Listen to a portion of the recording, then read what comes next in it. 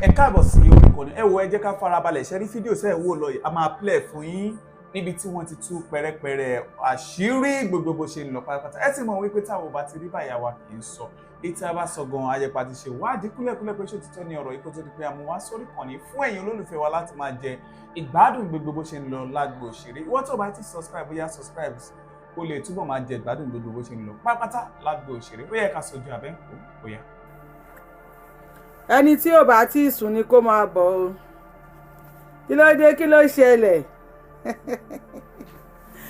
ẹ̀yin fáǹsì yìí mo bẹ̀ yín torí Ọlọ́run mo ní kẹ́ ẹ jọ̀ọ́ mo ní gbogbo ẹ̀yin tẹ́ ń ṣí ọgbà wèrè kalẹ̀ mo ní kẹ́ ẹ dákun mo ní kẹ́ ẹ palẹ̀kùn ọgbà wèrè dé ṣé ẹ gbọ́ ẹ̀bẹ̀ tí mo bẹ̀ yín fáǹsì mi ni wípé kẹ́ ẹ palẹ̀kùn ọgbà wèrè dé gbogbo ẹ̀yin tẹ́ ń ṣílẹ̀kùn ọgbà wèrè kalẹ̀ ẹ wá palẹ̀kùn ọgbà wèrè dé ẹ wá lọ ṣílẹ̀kùn àwọn dáńgbáná kalẹ̀ hello hello hello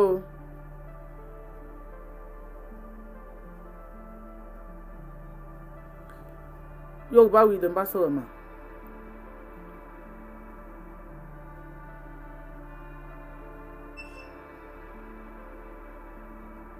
èmi kọ́ ni mo gbé yẹn síta mà and again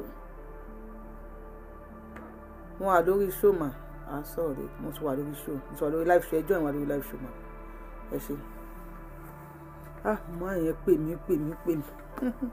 ẹ jọ torí Ọlọ́run ọba mo bẹ̀ yín fáǹsì mi mo ní kẹjọ bá wa gbé ọgbà wèrè kẹ bá wa palẹ̀kùn ẹ̀ dé ẹ wá lọ sí ọgbà wọn ní àwọn dáńgbáná ẹ wá lọ sí ọgbà wọn kalẹ̀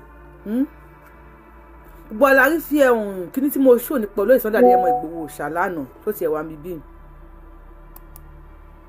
ẹ̀yin èèyàn mi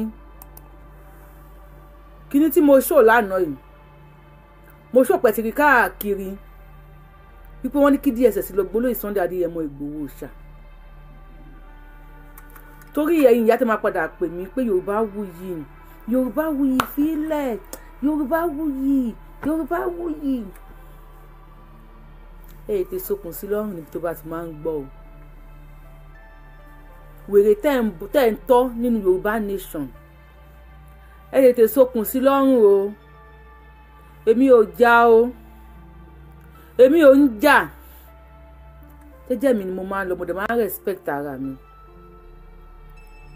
mo fọlọ́run ọba bẹ̀yìn ṣé kan tó gbé jáde ṣóòótọ́ ni àbírọ́ wípé àwọn orí wà ní kí DSS lọ mú olóyè Sunday Adéyẹmọ Ìgbòho ṣà torí wèrè tẹ́ǹsì nínú Yorùbá nation ní fokùn sí lọ́rùn nísìn ní fokùn sí lọ́rùn tó bá ti fa nǹkan ẹ̀yọ́ tó ti mu gọ́ọ̀mù onímùkùmù ọmọ kékeré tó bá ti mu ọ̀rọ̀ tó ti mu òṣì tó fẹ́ mu láyé ẹ̀ Yorùbá Wuyi ló máa fi ta yín jọ mi ò já o tó mo mọ̀ pé ò gbádùn bipolar ń yọ ẹ́ lẹ́nu ó wà dementia ó tún stress tó ti fẹ́ ba yí ẹ̀ jẹ́ torí Ọlọ́run ọba Ọlọ́run ni mo fi bẹ́ẹ̀ tí n bá gbé show tábàlà àwọn tó wá bá ẹ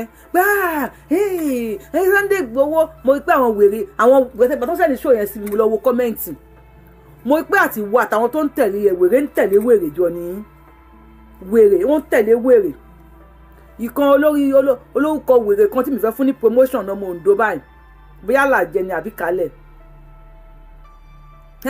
gbogbo òṣì tó ń kọ wèrè náà ló máa tẹ̀lé wèrè àwọn fans Yorùbá Wuyi mo trust wọn èèyàn gidi ló máa tẹ̀lé èèyàn gidi so àwọn tó bá mú ẹ kàn ètè pè ẹ́ àṣẹ bàbá mi kàn ètè pè ẹ́ kàn pè ẹ́ sákìyèsí o kàn fún ẹ lábẹ́rẹ́ tó bá ti mọ̀ pé ó ti ń dùn ẹ́ kàn ètè fún ẹ lábẹ́rẹ́ ẹgbẹ́ kan nìyẹn dúró sí mo fẹ́ kí ìyá mi dáadáa yìí láti ìlú Òkè Ọdẹ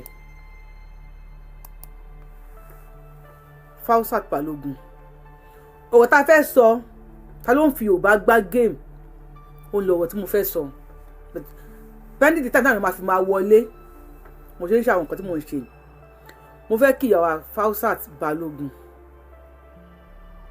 ọmọ Òkè Ọdẹ ni wọn Òkè Ọdẹ dẹ nílé mọ́kùlù mi lójú ẹ wo ìjà Fúnkẹ́ Akíndélé àti Tóyìn Abraham ẹ báwọn èèyàn ṣe ń escalate ẹ lórí íńtánẹ́ẹ̀tì bí wọ́n ṣe ń fẹ́ lójú bí wọ́n ṣe ń ṣe oríṣiríṣi pẹ̀lú ẹ̀ àti Fausat Balógun bọ́ta ìyá dáadáa wọ́n láwọn ti parí ẹ̀ wọ́n láwọn ti pa máa méjèèjì àwọn ti yanjú ẹ̀ this is who we are ní Òkè Ọdẹ ẹ pé madam Ṣajẹ máa ní Ṣajẹ tí ò lọ́gà Òkè Ọdẹ we are peace loving people ibi tí àlàáfíà bá wà ló ti máa rí Òkè Ọdẹ ó rí àkótó ríyàn méjì tó ń jà wọ́n ní ọmọ Òkè Ọdẹ kan wà láàrin wọn tó ń dà wọ́n rú bóyá gbé wá tọ́ lókè Ọdẹ ó láwọn kọ̀ọ̀kan tó jẹ́ tàbùn tó jẹ́ èèwọ̀ mi sọ pé yẹn jẹ́ èèwọ̀ o tó jẹ́ èèwọ̀ nílé ẹnì kọ̀ọ̀kan lókè Ọdẹ wé mi ń sìn mo ní èèwọ̀ ìdílé mi tó yẹ pé mi gbọ́dọ̀ súnmọ́ bẹ́ẹ̀ Òkè Ọdẹ a máa ní discipline gan ìyá wa ẹ bá wa ṣàdúrà fún ìyá madam Ṣajẹ bá mi ṣàdúrà fún madam Ṣajẹ ẹ ti mọ̀ ṣe àìnímọ̀ ṣe mọ́ kò ní kángun sọ̀rọ̀ yín ẹ ti dàgbà ẹ máa dògbó mo láti ilẹ̀ láti kékeré mo ti láìkì yín gan kì í kó bóyá láìkì látọ̀ọ̀kan látàyé atọ́ka látàyé ìjọ tẹ́nìkan wá jí àwo níṣọ àwo táwọn èèyàn pariwo àǹtí Àbẹ̀ní ẹ bá wa gbé sórí atọ́ka àtàyè gbọ̀ngàn màmí fẹ́ lù mí panjọ náà tí mo wá wọlé níṣọ yín Ọlọ́run ìyá ayé là gbé lọ́ba àfọ̀rúnkẹ́ ẹnu àǹtí Àbẹ̀ní ni mò ń wò táwọn èèyàn ń pè wọn gba ìwọ̀n tí ìsanra ń gbà yẹn àǹtí Àbẹ̀ní bá wa gbé sínú atọ́ka agbẹnusókè báyìí bí ẹnu ajúwe ilé mo lọ wòran màmí lù mí ó fẹ́ pa mí ń jọ náà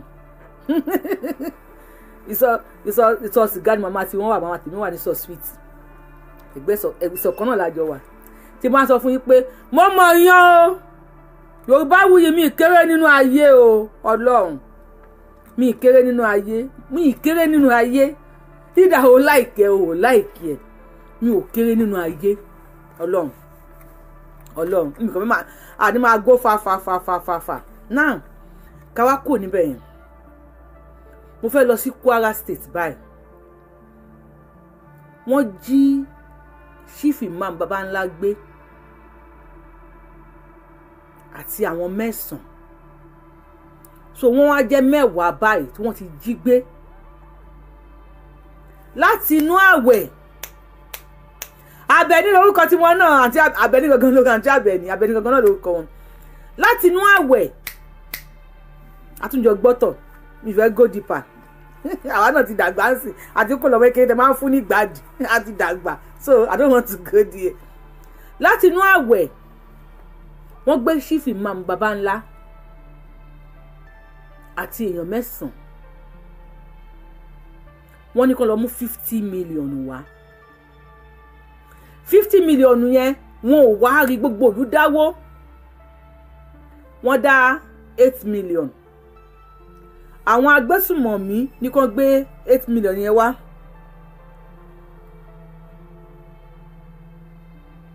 wọ́n ní kó gbé 8 million yẹn wá gbé 8 million yẹn lọ fún wọn wọ́n gba 8 million yẹn lọ́wọ́ àwọn ará baba ńlá let me bring out the picture wọ́n gba 8 million ní ọwọ́ àwọn ará baba ńlá ó wá dijọ́ kejì wọ́n wá pè wọ́n pé 8 million tẹ́ gbé wá yìí o owó yín kù 42 million ibi tó lọ́ba tó níjòyè ó ní excuse me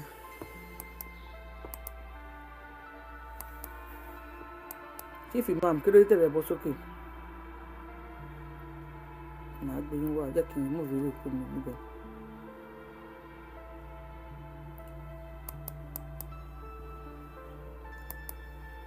so wọ́n ló kù 8 million àwọn gbé 8 million lọ wọ́n ní àwọn ògbà kan lọ wá 2 million tó kù wá gbàtọ́ díjọ́ kejì wọ́n pè wọ́n láwọn ògbà 2 million mọ́ wípé 50 million yẹn làwọn fẹ́ gbà tó kàn lọ wá 42 million wá fún chief imam of Babanla. Chief imam wà ní ọwọ́ àwọn agbésùnmọ̀mí láti inú àwẹ̀. Náà mo dẹ̀ máa play fídíò kan fún yín. Ọlọ́run ẹ̀yin tẹ́ wà Nàìjíríà, Ọlọ́run ní jẹ́ ká ṣọkọ̀ wọ́ o. Tẹ́ ẹ bá wọ mọ́tò, tẹ́ bá pàdé àwọn ará àbí tó bá bèrè pé ṣé are you a Muslim àbí are you a Christian? Because Christianization and Fulanization agenda orí Nigeria for now. Tó má ti bí ẹ̀yà sọ pé Mùsùlùmí ni yín ni o. Ọlọ́run má yẹ ká ṣọkọ̀ wọ́. Ọkùnrin kan wọ mọ́tò. Wọ́n bí pé are you a Muslim or you are a Christian? Onìkan ni Christian nínú mọ́tò yẹn. Wọ́n fi òkúta màá ṣù ẹ̀ fún yín. Wọ́n fi òkúta gún gbogbo orí ẹ̀ báyìí. Wọ́n gún gbogbo orí ẹ̀. Wọ́n ṣá gbogbo ara ẹ̀. Ní ṣàkúṣà because ó ní Christian lòun. Ó ní wọn ò bí òun ti kú ni wọ́n fi òun sílẹ̀. Tá bá ń sọ̀rọ̀ wípé ìpànìyàn wà ní Nàìjíríà. Nígbà táwọn èèyàn àwọn ọmọ Nàìjíríà pariwo pé kí Trump wá gbà wọ́n o, kí kinní kan wá gbà wọ́n o. Ọmọ Fúlàní kan bọ́ta. You see Yoruba people, ta ló ń fi wá gbá game? Àbí àwa fúnra wa là ń fira wa gbá game? Ọmọ Fúlàní kan bọ́ta. Ó ní tó máa pe Trump kó wá assist wọn ní Nàìjíríà, tó pe Netanyahu kó wá assist wọn ní Nàìjíríà. Àwọn náà máa pe Israeli, àwọn náà máa pe búlẹ̀ láwọn máa pè náà. Bó ní ìlú tó láwọn máa pè yẹn ọmọ Fúlàní kí mi ti ẹ̀rán tí ó kọjá dáadáa tó ń jẹ́ báyìí. Gbogbo wọn ń bọ́ta. Ta ló yẹ kí wọ́n gbé? Ta ni ẹni tó yẹ kí wọ́n gbé? Ta ni ẹni tó yẹ kí wọ́n pa? Either you are a Muslim or you are a Christian. Chief Imam ni. Chief Imam lẹ́ ń wò yìí, urgent appeal, help free our Chief Imam. 50 million ransom. Ni wọ́n ń bèrè lórí Chief Imam Babanla, Chief Imam lélẹ̀.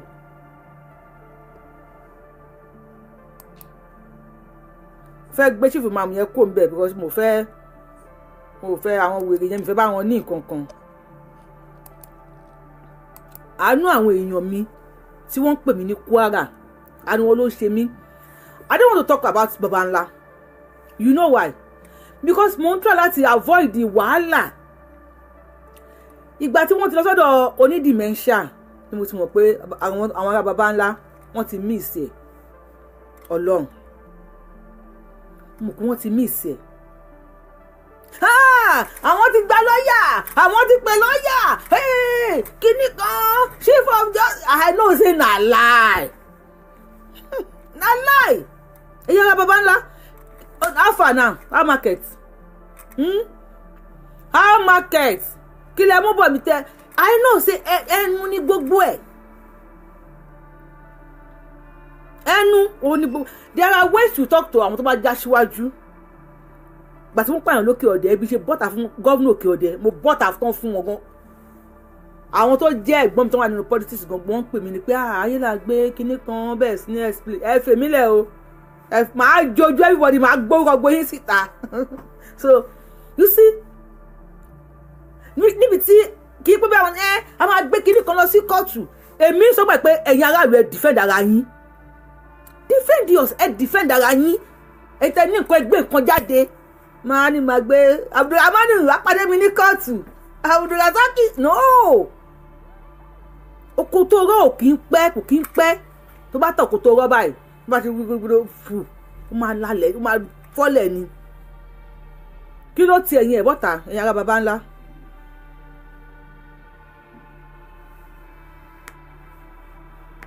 Kí ló ti ara ẹ̀ bọ́ta? Chief Imam náà ti gbé yìí nísìn. Nígbà tí mo ṣe show fún gọ́vnà Kwara State ẹ̀yin àfáà burúkú yẹn àtẹ̀yìn tẹ́ rò bóyá mùsùlùmí ni mí ọmọ Yorùbá ni mí wá mùsùlùmí yẹn kò mùsùlùmí tó bá jẹ́ pé ọmọ Yorùbá ni mùsùlùmí ọlọ́bẹ̀ yọ̀ òun ló ń ṣe mùsùlùmí tiẹ̀ kò kí ń ṣe irú mùsùlùmí tí àwọn èèyàn yìí fẹ́ mùsùlùmí tiẹ̀ tó ò lè yan bàbá ẹ lódì kó má kúnlẹ̀ fún bàbá ẹ kó má dọ̀bálẹ̀ fún ìyá ẹ mùsùlùmí ọlọ́bẹ̀ yọ̀ ni mùsùlùmí tó ń ṣe mi rò bá àwọn èèyàn ń gbọ́ nǹkan tí mò ń sọ. If you are a Muslim tí wọ́n bá mú ẹ sọ́wọ́ chief imam nísìn láti inú àwẹ̀ àwọn pípù yìí náà gbàwẹ̀ o. Àwọn pípù yìí níjọ́ ìtúnu àwẹ̀ ẹ lọ wò lórí nǹkan Ile Yoruba Wuyi mo gbé síbẹ̀. Àwọn náà kírun o. Wọ́n kọ́ àgbà wọ́n lè lọ kó wá àwọn tẹ́nìkan lọ mú 10 million wá tí wọ́n rí 10 million kó kalẹ̀. Wọ́n rí 8 million ẹ wá gba 8 million ẹni kan lọ kó balance 42 million wá. Balance 42 million kí náà rà. Chief imam nìyẹn. I am not here to mock anybody but 1 million kò sí yóò lè gbé wọn kó ńbẹ̀. 5 million tàbá tí àdá kò lè kó wọn kó ńbẹ̀. Àwọn máa lè yí wọ́n ní ìdí owó wọ́n fẹ́ fi ra irinṣẹ́ láti pa anybody. Wọ́n fi chief imam sílẹ̀. Now governor Kwara State Abdulrasaq Abdulrahman èyí ìṣó tí mo fẹ́ ṣe fún yín kò ń ṣe ṣó ìjà ẹni fojúmọ́ la máa ń jà ìgbà tí yín á máa jàwọ́ Gálílì ni. Governor Abdulrasaq Abdulrahman mi ní fi yín sílẹ̀ èmi àti yín a máa jàwọ́ okay Gálílì okay a máa jàwọ́ Saudi Arabia ni Abdulrasaq Abdulrahman èmi àti yín àjọ máa jà lọ sí Òbájára tàwáfù àjọ máa jà ni.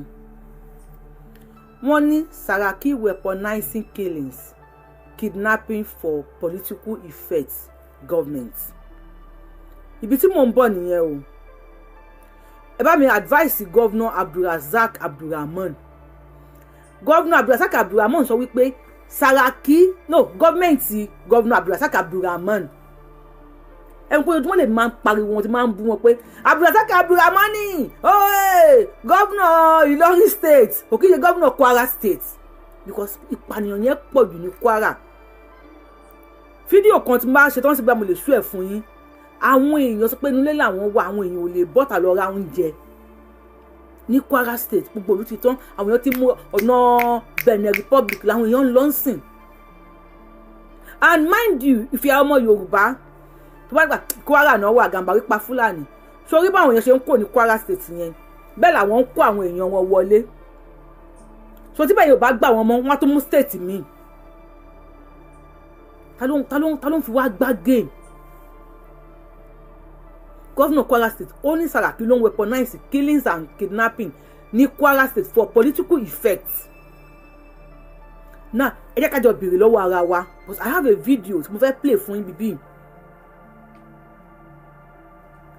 ní president Salvador máa play very young man máa play nǹkan tí president tó sọ lẹ́nu no o lè rí kó má like president yẹn no báwo ti fẹ́ ṣe now ẹ ká kọ́kọ́ play ká wá gbé òun àti governor Abdulrasaq Abdulrahman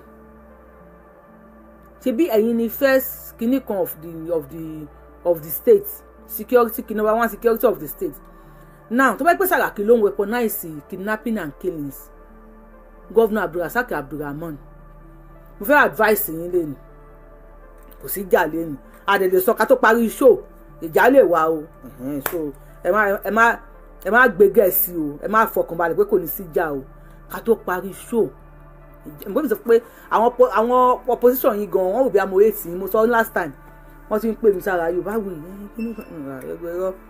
I just want mi lọ́kọ tó fẹ́ jẹ president governor mi lọ́mọ tó fẹ́ jẹ governor mi èmi fara mi ò contest but I just want the best for my people. Governor Abdulrasaq Abdulrahman ṣé Yorùbá nìyẹn àbí Fúlàní ẹ̀yin èèyàn mi tẹ́ ń wò mẹ́jọ Saraki ṣé Yorùbá ni Saraki àbí Fúlàní please Saraki ṣé Yorùbá ni Saraki àbí Fúlàní. Mumbo, let's listen to this our good, amiable, handsome president. Niso, president wa.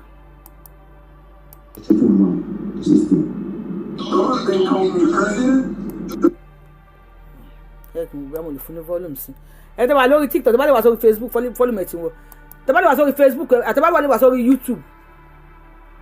Fúlàní ní gbogbo wọn, God bless you. Àwọn Fúlàní náà ń jẹ governor ní Kwara State. Wọ́n wá ń pa yín, wọ́n wá sọ wípé ẹnìkan ló weaponize tí for political kinní kan tí Sàràkí yẹn náà bá wá kó ńbẹ̀ tí Sàràkí náà bá wá bọ́ síbẹ̀ òun náà tún ní Abdulrahman mọ̀ yẹn ṣe Nàìjíríà APC ló ń weaponize terrorism APC bá kó bẹ̀ PDP ló ń weaponize kinní kan ta ló ń fi wá gbá géèmù gangan.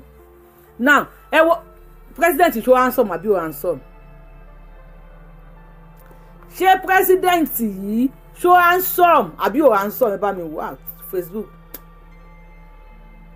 ẹ lè wá sórí YouTube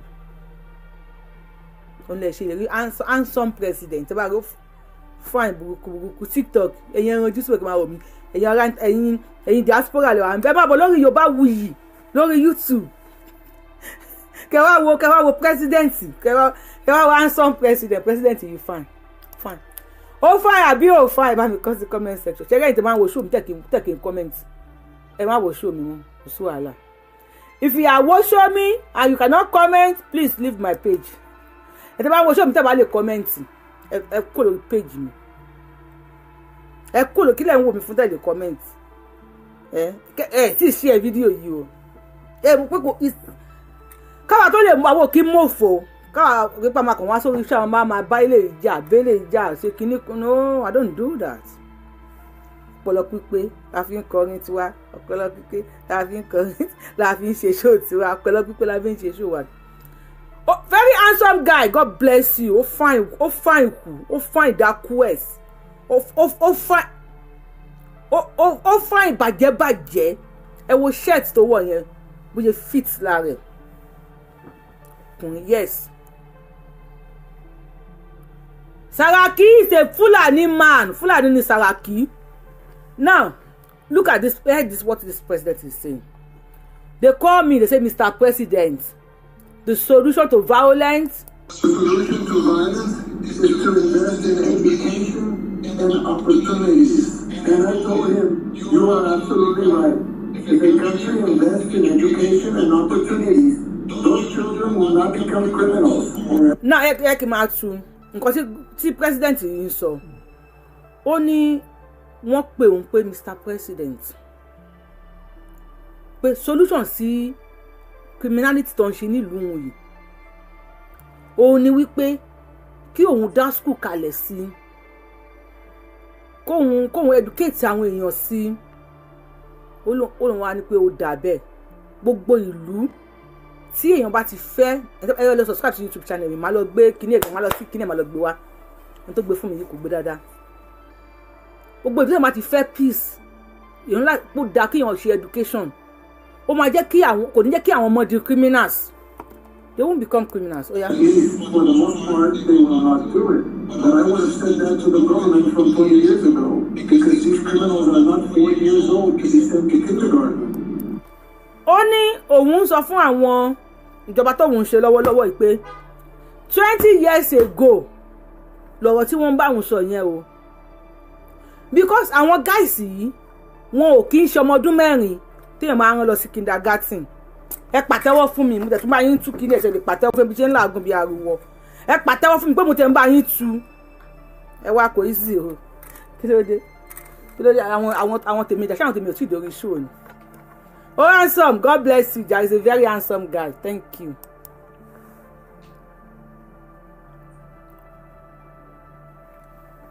Eshegun, let's continue here.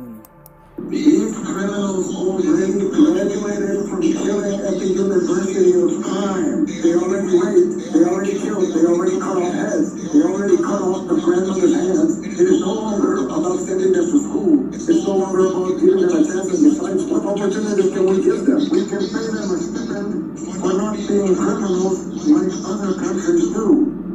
They get paid. Basically, it's an incentive to be a criminal. Because now they make money from crime, and on top of that, they receive money from the government. Well, a lot of young people don't have jobs. What incentive is there for a young worker who struggles day by day to earn his little bit of money, just for a criminal to come and take it from him? The incentive then is to be a criminal to take, and not a worker to have it taken from you. So, President, The only way to solve an existing problem of insecurity is with force. With the force of the state, as I have said on other occasions, every state is stronger than the criminal groups present in its territory. There is no state that cannot defeat criminals.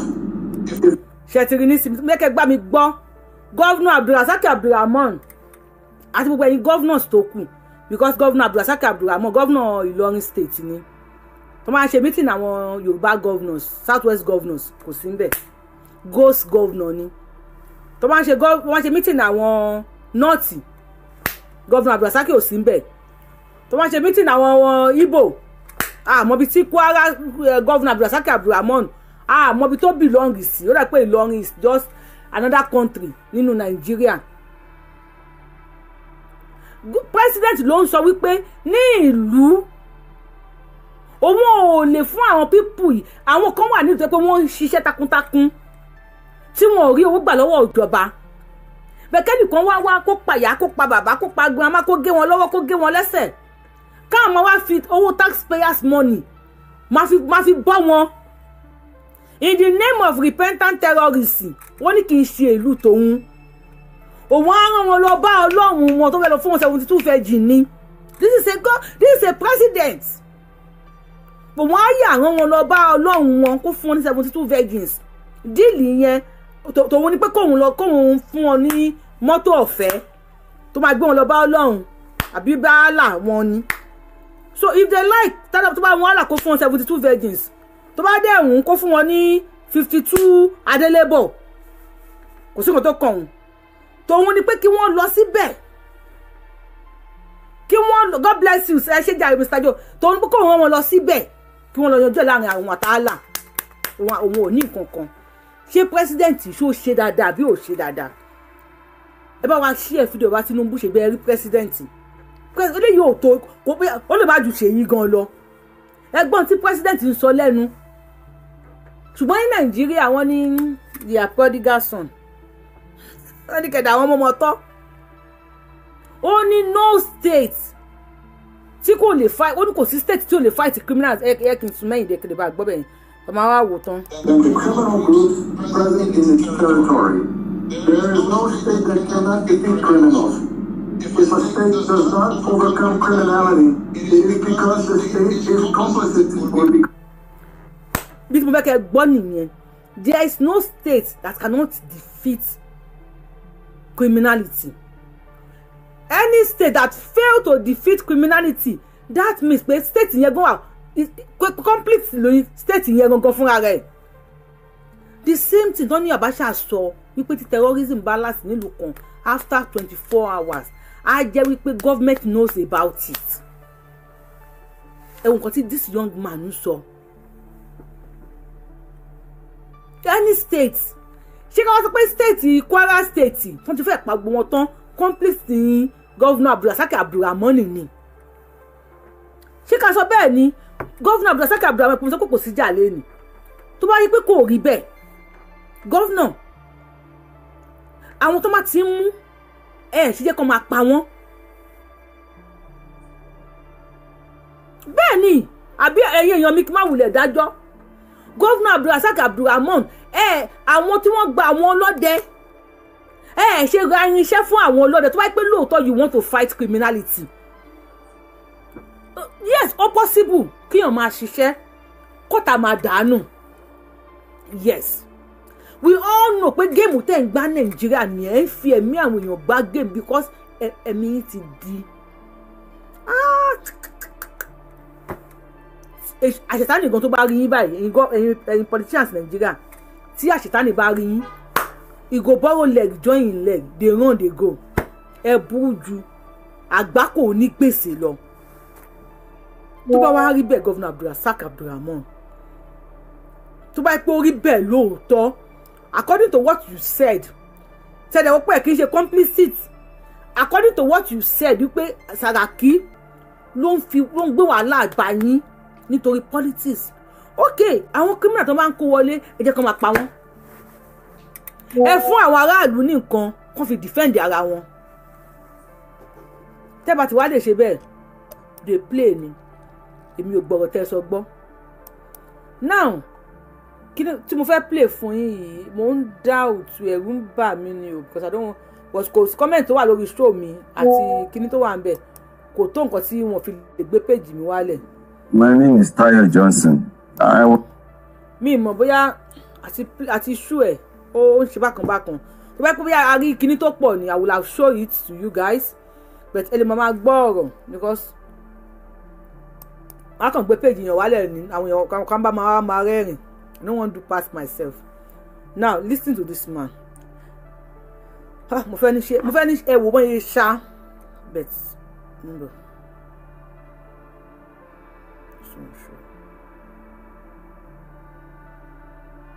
Mo fẹ́ ní kí wọ́n yẹ ṣá tẹ́lẹ̀ ní bet.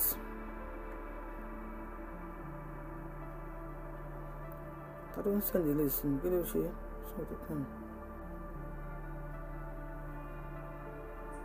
Mo fẹ́ ní kí ọgbọ́n yìí ṣá ẹ nìyẹn bẹ̀t máa flash ẹ̀ fún yín tẹ́lẹ̀ báyìí máa flash ẹ̀ fún yín ẹni yẹn ní ẹ ti rí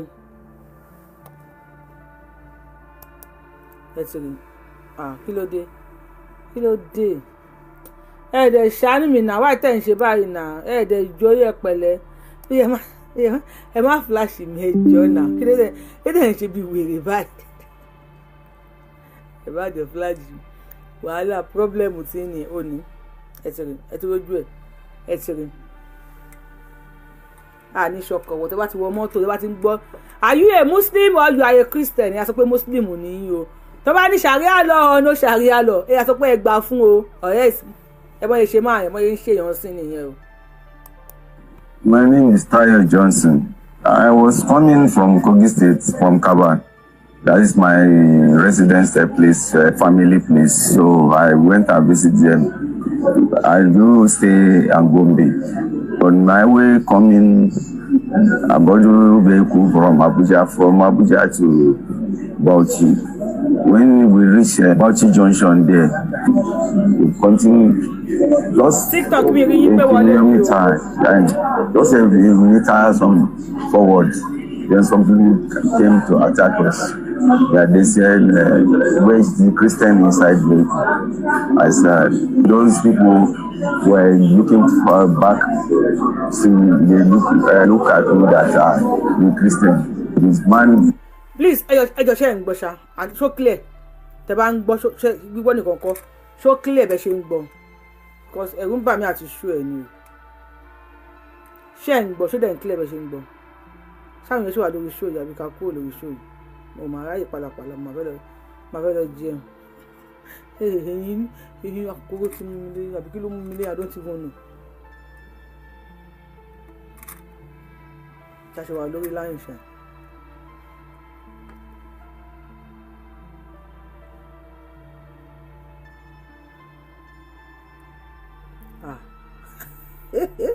ṣé mo wà lórí line ó dàpọ̀ orí TikTok nìkan ni mo wà o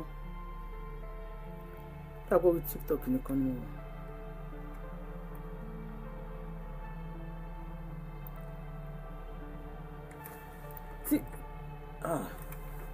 Ogun ti dé TikTok ṣẹ́yìn ṣáà rí mi wò ṣá yẹ ká máa ṣe ṣùgbọ́n TikTok ṣẹ́yìn ń gbọ́ ó dàpọ̀ orí TikTok it's clear lórí Facebook náà Facebook eléyìí ló ti clear orí ibi tí YouTube wà mo ti ẹ̀ gbọ́.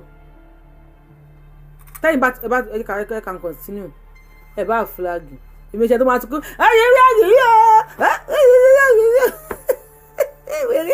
wèrè aláṣọ ó jẹ́ lọ́wọ́ wáṣẹ́ ṣe kó lọ́wọ́ wáṣẹ́ kú ṣe apá ẹ̀ kó má jẹ́ kó tó owó YouTube àbówó TikTok àbówó gíla ń ṣe because mo fẹ́ sọ̀rọ̀ sí ni mo fẹ́ kí 6 minutes yẹn pé láì sọ̀rọ̀ sí so kẹ́lẹ̀ because mo àti ṣú ẹ̀ ń bà mí lẹ́rù ni àti ṣú ẹ̀ nìyẹn mo ti ṣú ẹ̀ fún yín right okay. So àti show ẹ̀ fún yín pa mi lẹ́rù. My name is Tayo Johnson. I was coming from Kogi State, from Kaban. That is my residence place, family place. So I went and visited them. I do stay in Gombe. On my way coming, I bought a vehicle from Abuja to Bauchi. When we reach Bauchi Junction there, continue just a kilometer and just a meter some forward. Then some people came to attack us. That they said, where is the Christian inside me? I said, those people were looking for back, so they look at me that the Christian. This man from glass, she took glass, took a knife in hand, then I now rushed, they now pulled me out because I sat there back for driver. They pulled me out. Is this thing that's really cutlass, serraja machetes, different things they have about them, or say drag me, carry stone, big stone, hit me. I really on top, they release it, but they hated me everywhere. They thought that I'm dead. They then left me. They left. Small time as able to wake up, I see them, they are disappear. I now started running.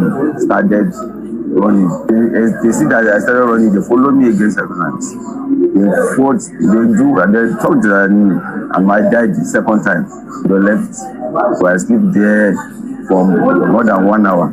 Later on, I now rescue operation police, the police came to rescue me where I slept. That's why I don't even know how I meet myself at the hospital, because I was lying down. I thought that I'm dead. There was a Bauchi junction. Yeah, that was Bauchi junction. Do you remember what time it was? Around 8:30 to 9, guys. How many people did you see? They're numerous. They are more than 10. They come at cutlass different. They want the devil cutlass. They go and bring the stone, big stone. So thank God. So mo ká dá dúró níbẹ̀ fún àwọn tó bá fẹ́ pè wọlé ẹ̀ tó wà lórí TikTok ẹ̀ kan tún try má rí yẹn gbé wọlé. Now ọ̀rọ̀ tí bàbá yìí ń sọ ni wípé Mr. Tayo lórúkọ wọ́n wọ mọ́tò nígbà táwọn wọ mọ́tò làwọn pípì wá bá wọn dá mọ́tò dúró even fídíò yẹn dẹ́yìn because mi ò lè show ẹ̀ because dákúbíà page tẹ́ pé mo ti ń ṣe show tó yẹ pé kọ́mẹ̀ntì ń lọ ni màá risk ẹ̀ mo máa show ẹ̀ mo máa gbé mo máa risk ẹ̀ mo máa show ẹ̀ because kìíní tà ń ṣe ó ní protocol tó bá ń ṣe show táwọn yẹn kàn stand still sórí show ẹ̀ báyìí one YouTube ò ní promote show ẹ̀ wọ́n á rò pé ọkàn ń jánu ni àwọn tó ń wẹ̀ wọn pọ̀ carry that long ìyẹn kọ́ ni issue pé èèyàn méjì ló ń wò mí fine tá bá show fídíò kan tó yẹ pé ó ní because ó ní fídíò yẹn ó ní nǹkan tó máa bàyàn lẹ́rù àti show nínú tó bá pọ́n rí page tó yẹ wípé àwọn máa ti ń kọ́mẹ̀ntì ni I can risk it ẹ̀rí ó ní bí ẹ̀jẹ̀ bí nǹkan kan nínú tó yẹ pé so máa láwọn tó máa lè show ẹ̀ tó pé àwọn ọmọ Ìgbò yẹn ni ibẹ̀ yẹn pé ibẹ̀ yẹn máa comment ẹ̀ tó máa share ẹ̀ àwọn ẹ̀ máa risk ẹ̀ láti show fún yín because the more tí comment bá ń lọ àwọn YouTube máa wò pé kíní yẹn bóyá kò ṣe mo lè change colour ẹ̀jẹ̀ yẹn sí kankan àwọn kan tó pé máa ṣe tó máa fi ṣe ó gbẹ̀bẹ̀ tí I cannot risk it for you guys especially show tí mo ń ṣe lé ní pé àwọn èèyàn ti lọ sùn tó bá ṣe show ní ọ̀tọ̀ bá ṣe show ní dé ní ojúmọmọ mo lè play fún yín so now máa yẹn lòun travel ó ní driver tó ń gbé àwọn lọ ó wá rí àwọn bíi mẹ́wàá kan lọ́ọ̀kan tán gbébọn dání ó dẹ̀ dí ọ̀dọ̀ wọn ó dẹ̀ park ó wà mọ́tò lọ bá wọn ó dẹ̀ park síwájú wọn wọ́n wá ń bẹ̀ pé Christian tó wà nínú mọ́tò yìí dà Christian tó wà nínú mọ́tò yìí dà ó lóun nìkan lòun jẹ́ Christian ó wá lóun kò ní Christian wọ́n wá mú bọ́ọ̀lẹ̀ wọ́n fi òkúta gún gbogbo orí ẹ̀ wọ́n ṣá wọ́n gún ní Nàìjíríà tó lọ́ba tó níjòyè ta ló ń fi wá play game just ní ìjọ Palm Sunday ẹ wo èèyàn tí wọ́n pa Plateau ẹ wo àwọn fídíò oríṣiríṣi táwọn èèyàn ń rí gọ́vnà wọn lọ síbẹ̀ ó wà ní Amotan you guys should let me talk Wait, let me talk. Ní àárọ̀ yìí aláàárọ̀ yìí ní Jos bọ̀bọ́ yẹn Ọlọ́run ló mọ̀ bóyá Christian ni o bóyá I don't know ó ní mo lè gbé sórí kíní o because mo jẹ́ kán gbé page mi wálẹ̀ ó ní. See you. They don't kill person. They don't kill person. They don't kill this man. They don't kill this man. They don't kill this man. What did he do? What did he do? What did they do? Now Nigeria ti di wípé tó wá suspect pé Christian ni ẹ́ wọ́n lé ẹ mú. And àwọn márùwá wá ń lọ ọ̀kadà ń lọ àwọn bọ́ọ̀sì ń lọ wọ́n ti ṣámà ẹ mọ́lẹ̀. They don't keep person. What did you do? Wọ́n ti ṣamọ́lẹ̀ débi pé wọ́n ò bó ti kú ni wọ́n ti filẹ̀. Gẹ́gẹ́ bí máa ṣe dìde òun náà wàá dìde kò jẹ́ kí wọ́n lọ tán.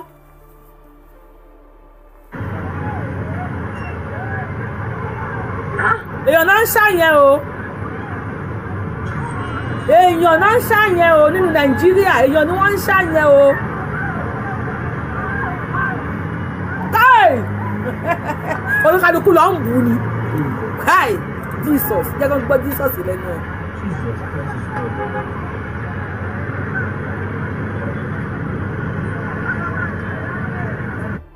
Ìkan wá dúró tì í ó wá ń bù níbi orí ó ń bù níbi orí àwọn mọ́tò tó ń lọ gan tó ń yà fún wọn. Àná mi ẹ ṣe mi ní àìkí sẹ̀ǹdẹ̀ sí yín kẹ́ wá pè wọlé. Àwọn mọ́tò tí wọ́n ń lọ wọ́n tún ń yà fún wọn. Ó sáwọ express ó sáwọ bó mo sọ fún yín ó sáwọ express wọ́n tún lọ bù ní express wọ́n bù ní bùkùbù ìbù tí ò dáa sí tẹ́yìn kan bá sọ fún ẹ pé wọn ò tí islamize Nàìjíríà sọ fún nítorí kó kó ifá kúrò nílé àbí kó kó ẹ̀kọ́ kúrò nílé àbí máa sọ Yorùbá yẹn máa kì í ṣe Yorùbá sọ tẹ́yìn kan bá sọ fún yín pé wọn ò tí gba Nàìjíríà lọ́wọ́ yín ẹni kónítọ̀hún kó fà ẹ̀ kúrò lẹ̀lẹ̀ kí ẹni yẹn kó kó ifá ẹ̀ kó kúrò lẹ̀lẹ̀ mo fẹ́ play video kan fún yín báwo lẹ ṣe máa feel kẹ́kàn jí pé ẹ jí láàárọ̀ àbẹ́ lọ síbi iṣẹ́ ẹ wá dé wọ́n wá sọ fún yín wípé àáfàá kan ti na ìyàwó yín àná jásí express báwo lẹ ṣe máa feel pé nínú lẹ́tà ń gbé o àáfàá kan ó na ìyàwó yín àná ṣíèrè àná gbàró nídìí ẹ̀ àná wọ express kẹmọ wá béèrè pé ìyàwó mi àtàfà kí ni ìyàwó mi ṣe fún àfà I go play am for you because gbogbo wa ń sẹ kí ni àṣefi ṣeré wèrè làwọn people yìí o not until tẹ́ ẹ bá dìde padà sí wọn ṣe pé wèrè nù Yorùbá nation wèrè nù Yorùbá nation Ọlọ́run ṣàánú fún mi ìbẹ̀ bẹ́ẹ̀ sọ̀rọ̀ because ọlọ́bẹ̀ ni ẹ̀ kò máa fi ẹ̀ ṣe ẹ̀yẹ́ ń tèmi ni. No ẹ jẹ́ káwọn èèyàn guest please guest kí lẹ rò bóyá woman kan lè ṣe tí àáfàá tọ́jọ́ ń gbélé tá a mú kòbókò tó máa mú kòbókò tó máa ná ìyàwó ilé ànàjásẹ́ express kí lẹ rò pé ìyàwó yẹn lè ṣe ẹ kí n wo comment. iná ti bọ́ sí wa láṣẹ ní Nàìjíríà ògún gbọ́ mo fẹ́ wo comment.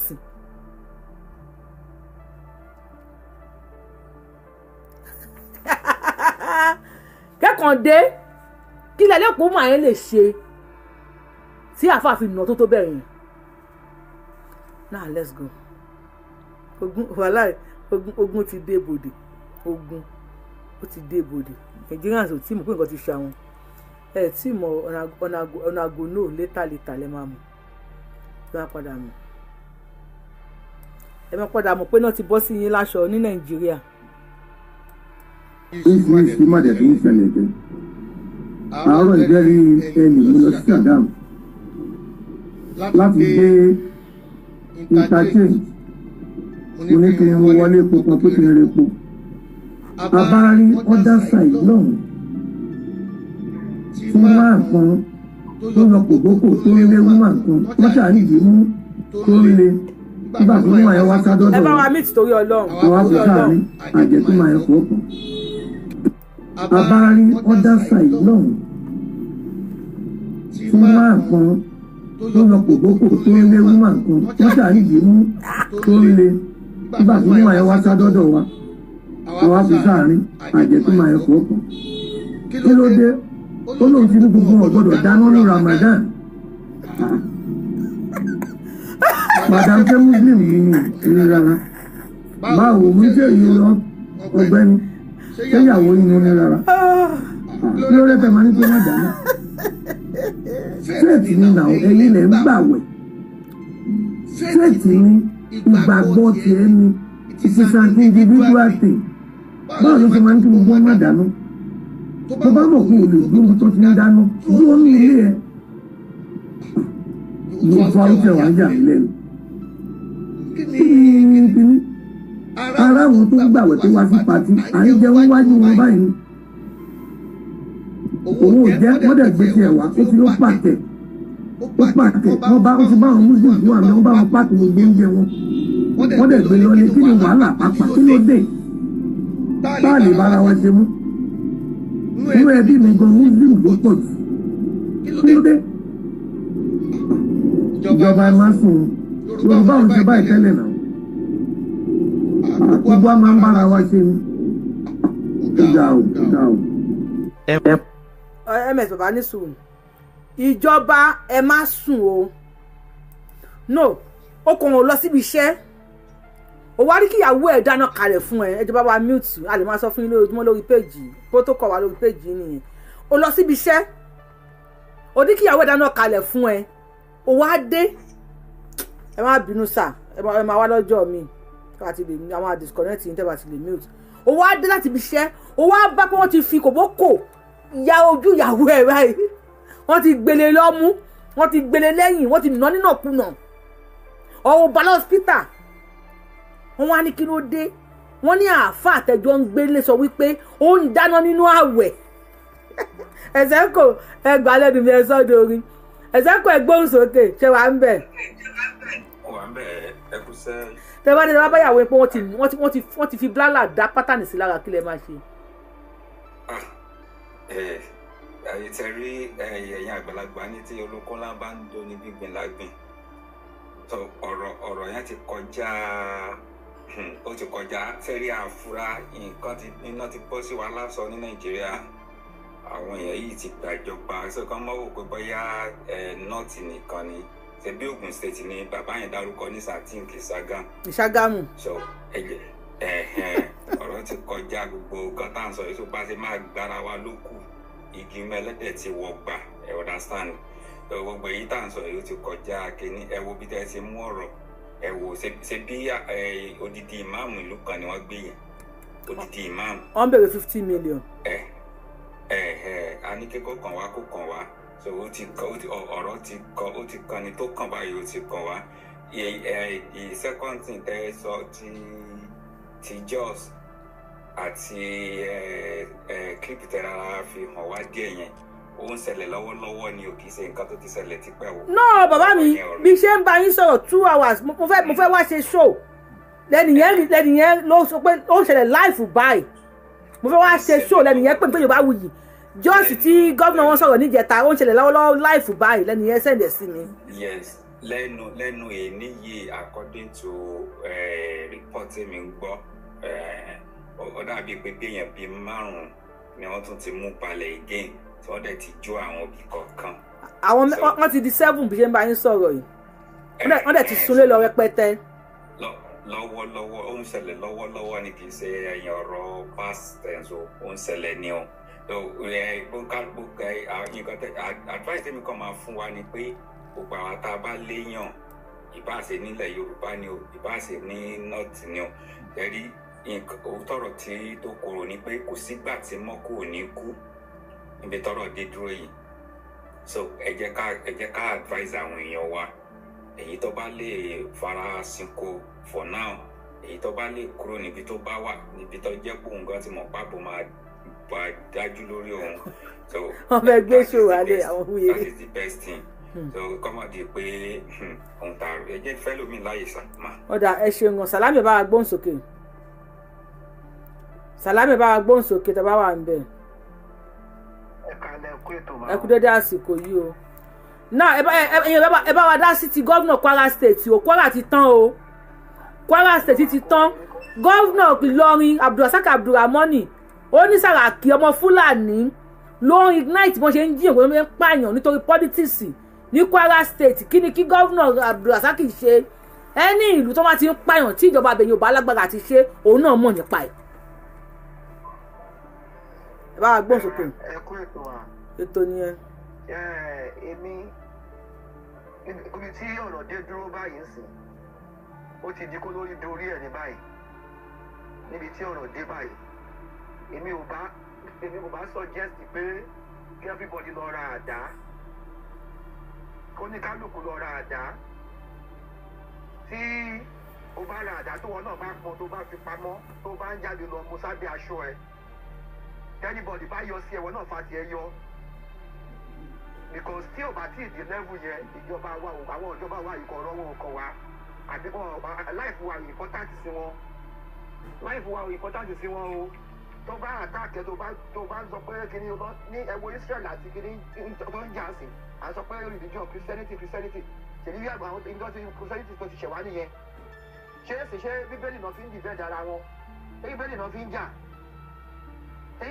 ń jà ìbáwọn oníṣìí wọn gbé kíní àwọn sọ pé Christianity tó bá lọ sí tó bá yẹ pé church ni ẹgbẹ́ bá ń lọ ẹ̀ka dàsá ẹ̀kọ́ nǹkan bá dé dání tó bá yọ sí ẹ̀yìn ní káwọn náà jáde tiwọn káwọn èèyàn náà jáde tiwọn táwọn tí o bá ti dé level yẹn ìjọba ò ní wá solution fún wa. God bless you mami. ṣe jọ understand. ẹ̀yin èèyàn mi sọ̀rọ̀ báyìí ṣó mú yes sọ̀rọ̀ wọn clear ṣó mú yes. tí o bá ti dé level yẹn ìjọba wa àwọn ìjọba ta nílò lórí burúkú ni wọn ò ní kí wọn ò ní mọ̀ tó bá di pé wọ́n jáde sí kẹ́yìn náà bá rí ẹ̀yìn ẹ̀rìn ẹ̀pẹ́ mẹ́ta ẹ̀pẹ́ mẹ́rin tẹ́ ẹ bá jáde sí wọn tó bá kólé kó tó pẹ̀lẹ́ kó lára ìjẹ́ náà bá ti fún mẹ́ta balẹ̀ nú wọn tó bá pàtàkì sí àwọn tó táwọn mẹ́wàá bá wá táwọn márùn-ún bá lọ tẹ́yìn ti fún márùn-ún lọ́wọ́ balẹ̀ wọ́n á tàkì iná dé àtàkì wọn kó kájọ fèsì ara wa ṣẹjọ dasan tí o bá ti dé lẹ́bù tí a bá ti ìbá yẹn àti ìṣẹ́tọ́ láti bara wa sílẹ̀ o kábà mọ̀ parẹ́ láti bara wa sílẹ̀ kájọ máa fèsì ara wa ni. ẹ ṣe mọ̀ bá wa ẹ ṣe tó ohun bá yẹ gan. pé igi túbà ìtù ló bá tẹ́bà àdá ló bá ní àwọn nǹkan tó àwọn kò lè fi dìbẹ́ẹ̀dì ara ẹ̀ ìpamọ́ sí tòsí kó tó gbọ́ fẹ́rẹ́ gbọ́dọ̀ dìde kó lè tètè mú kó tó sọ pé kìnìún tó bá ti tó bá ti tẹ́ àti bá ti ń fèsì ara wa tó di pé ó pàpàdé owó mọ́tò wọn ní Christian ẹ̀ Muslim yẹn nínú tẹ́lẹ̀ ìlú lọ́ba tó ní jòyè wọ́n já ẹ̀kọ́ lẹ́nu mọ́tò ojú náà lákàn fi ń ṣọ́rí o ẹ ká gbàgbé kìí pé religion ẹ káwọn chọ́ọ̀chì gan àwọn religion kìíní wọn gbogbo wọn náà ní àwọn security tó ń ṣọ́ wọn ọ̀dọ́dọ̀ wọn tó ń bá àwọn security lọ́gbẹ̀ẹ́ náà kìíní àwọn mẹ́mbà wọn ló ń forí fa. ẹ ṣe ń bàbá ká tún gbé kọ̀lẹ́ lọ. ọgbà àwọn bàbá tó yẹ kó sọ̀rọ̀ wọn kọ̀ wọn sọ̀rọ̀ máa gbowó oníkan lórí program láàárọ̀ yóò kàn dùn mí ni a ní mo ní kí ni ìbá tàgé yín láàárọ̀ ìwọ lórí péjì yẹn tí báyẹn pásọ yẹn sọ pé ìbínú Ọlọ́run ti sọ̀kalẹ̀ pé kí àyíṣídà kí tàbá Tinubu kó pín Nàìjíríà the only solution that can bring this thing àbí tọ́lọ́run ti lè forgive ẹ pé Ọlọ́run kó pín Nàìjíríà this stage tá a wà yìí o kò sí kankan mọ́ pé there is nothing again this country has finished. it has finished. ẹ ṣeun gan ṣe rí ọmọ Yorùbá sísá wa kan sọ wípé ní comment section wọ́n ní àdá lọ́wọ́ AK-1000 sísá wa ṣe rí àdá lọ́wọ́ AK kìíní kan yẹn nígbà míì ẹ̀fọn máa ń já bàálù Ọlọ́run ẹlòmíì tí ò mú ọkàn dání gan ó lè gba kìíní lọ́wọ́ ẹni tó mú AK dání bẹ̀rẹ̀ntàṣẹ́ tó ládàá ẹni tó gbé èkè tó wọlé ó máa pààyàn ó máa pààyàn gan because ó máa wọlé ó ti wà on colos ó máa pààyàn gan gbogbogbogbogbogbogbò ẹni tó ní àdá tó bá wá látẹ̀yìn tó bá la orí ẹ̀ sí méjì tí ẹ̀ bá ti dìde ní Nàìjíríà I am not trying to instigate àbí kí ni wọ́n máa ń incite wàhálà tí ẹ̀ bá ti dìde ó máa pa anybody Ògún gbọ́ máa play ẹ̀ fún ẹ máa mọ̀ pé wà nínú òfin wọn pé kán pa yín ẹ bá gbóhùn sókè lórí fóònù mú bọ̀ lórí fóònù ẹ gbóhùn sókè àti gbé kọ́ọ̀lù yín o ẹ kò padà náà ẹ gbọ́ nǹkan tẹ́ mẹ́sì bàbá sọ tẹ́ ẹ bá sì dìde anything tẹ́ ẹ bá ní tó bá ń na ọkọ lọ́wọ́ tó bá ń pa ọkọ lọ́wọ́ ìyàwó á máa sunkún tó bá pọkọ ẹ̀ tó ń bọ̀ wá pàwọ̀ náà kò kí ń ṣe ìpínyẹ̀ òun ṣe kinní kan tó bá ti wọlé ó fẹ́ pa anybody ni tó bá ti pọkọ lọ́wọ́ tó bá pọ̀ gbígbóná náà lọ́wọ́ àlẹ́ kíyàwó dáná tó bá pàṣídì wà àlẹ́ tó bá pọ̀ wọn lẹ́ni tó pé every gbogbo yẹn lè kú papọ̀ kẹ́nìbọ̀dì kú papọ̀ náà ó pa wọ́n padà wọ́n á pa ẹ́ ìjọba ìgbà yẹn Nigeria government ẹ̀yin Kwara tẹ̀ ń sákò ní I'm saying this again Abdulrasaki Abdulramoni ò ní ṣe anything mọ ìwọ̀n àfi kọ́ bọ́dì nìyẹn Sàràgí ló kọ́ wọn wá ẹ̀yin tẹ́ bá ní nǹkan lé bóyá ẹ̀tẹ̀lẹ̀ nílé whatever ẹ gbé wọn gbé èké wá yes wọn gbé èké wá wọn máa pààyàn pẹ̀tẹ́ pé 50 ni wọ́n tó bá pé wá tó bá pè lọ ńkọ́ wọn ò ní pé wá next time ó pa wọ́n padà wọ́n á pa ẹ́ ò dẹ̀ lè rí justice ó pa wọ́n padà wọ́n máa pa ẹ́ ò dẹ̀ lè rí justice wáyé tó kú lórí ìdúró gẹ́gẹ́ bí akọni tó bá ti di pé wọ́n pa wọ́n padà ń ṣe pé Gumi á sọ̀rọ̀ Gumi á pe gọ́vnà Kwara state because àwọn ò fẹ́ kó pa àwọn ọmọ wọn.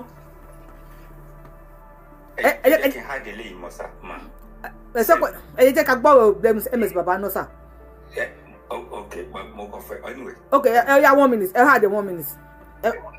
nǹkan mo fẹ́ hàdé mọ́ nǹkan tó sọ yẹn ni pé ó dùn mí pé mi ò táàgì yẹn pẹ̀lú kinní yẹn lé mi. bèbè ní nọ́mbà mi lọ́wọ́. ọ̀gá ọlọ́pàá kan ó àdírẹ́sì wọn ní Jos mọ nǹkan tí ọ̀gá yẹn sọ ó ní pé kẹ́lẹ́ gbọ́dọ̀ lọ gba license láti ní arm fúnra wọn. bàbá wa kò sí owó táwọn èèyàn máa fi jẹun kò sí owó tí àwọn èèyàn máa fi jẹun dípò license ṣùgbọ́n inú ẹ̀ make sure pé ẹ ní nǹkan kan lé mi bá fi gbẹnu sọ fún yín there are many things téèyàn máa nínú ilé bí tẹ́ ń gbé ni tó bá wọlé ẹ̀yin máa kú àwọn náà máa kú tó bá kú o máa tún save àwọn kan ládùúgbò yín tí wọ́n ní tó ti kú tẹ́jọ́ kú papọ̀ yẹn kò ní lè dọ́dọ̀ wọn tó bá wà á kú pẹ̀lú àwọn kan bàbá mi ó máa kú pẹ̀lú àwọn kan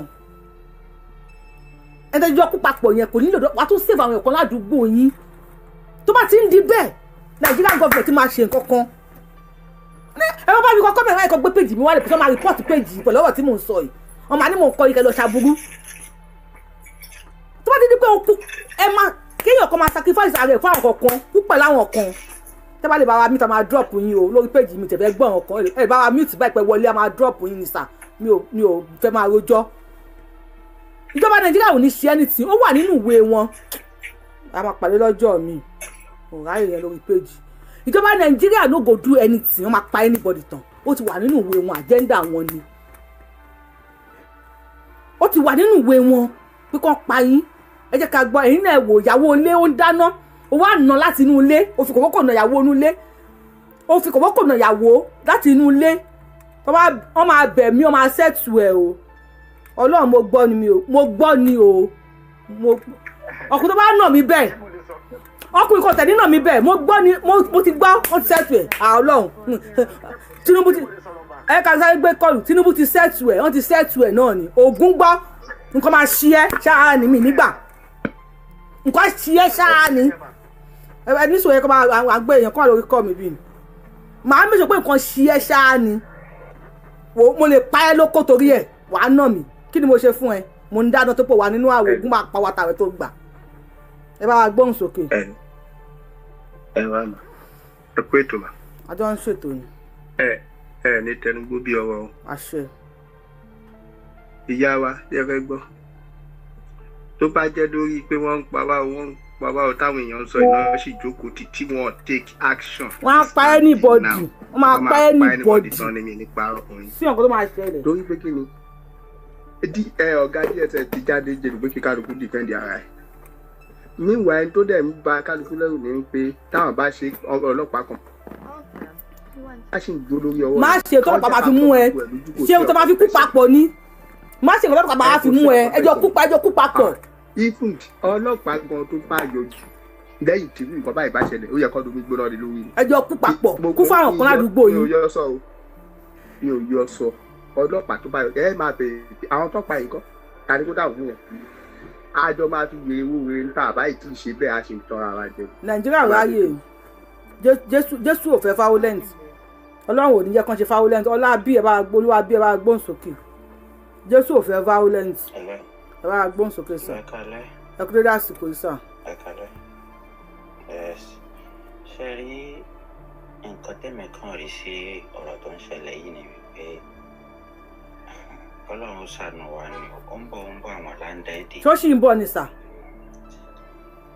kí lẹ rí. ẹ ló ń bọ̀ mo ní ó ṣì lọ́dọ̀ tí yóò ṣì ń bọ̀ ní ẹ̀mú kó ti wọlé ẹ̀mú kó ti dé. ó ti dé already ó ti dé ṣùgbọ́n ntẹ́mi ọkàn sọ fáwa tí ó wà ní sáìdì bíbá yìí ni wípé àwọn àmọ̀tẹ́kùn tí. bàbá wa ẹgbẹ́ bá wa gbóhùn sókè ìwé pọ̀ lórí show 2 minutes náà lè máa lò 2 minutes náà lè máa lò sá o. ẹ̀yin èèyàn wọ́n ní. hello. 2 minutes lè máa lò sẹ́ bá wa gbóhùn sókè sá. wọ́n ní ẹ̀ẹ́dẹ́mìíràn ní tẹ́mi kan rè sí ni pé ṣe rí àwọn àmọ̀tẹ́kùn tí wọ́n wà ní sáìdì ọ̀dọ̀ wa yìí tí wọ́n bá lè rú wọn lágbára sí ju ti tẹ́lẹ̀ lọ kódà bó ṣe ní síríìtì àdúgbò kọ̀ọ̀kan káwọn mú bó ṣe half plot ni wọ́n bá fún wọn kí wọ́n wà ní àdúgbò. n tẹ́mi lè advice àwọn èèyàn wa lọ́wọ́ ènìyàn torí ọmọ ìpẹ́ àwọn àmọ̀tẹ́kùn yẹn àwọn náà ṣe ń ṣe iṣẹ́ tí wọ́n níwọ̀nba torí tá a bá ní pé a fẹ́ rà bọ́n ẹ jọ̀ọ́ sẹ́ni tí ò tí ì jẹ́ ń jalẹ́ ló fẹ́ rà bọ́n níbi tẹ́lómi ti ń gbàdúrà tó ti ń tọrọ. bàbá wa kí ni àwọn wo lẹ fẹ́ kán rú àmọ̀tẹ́kùn lágbára.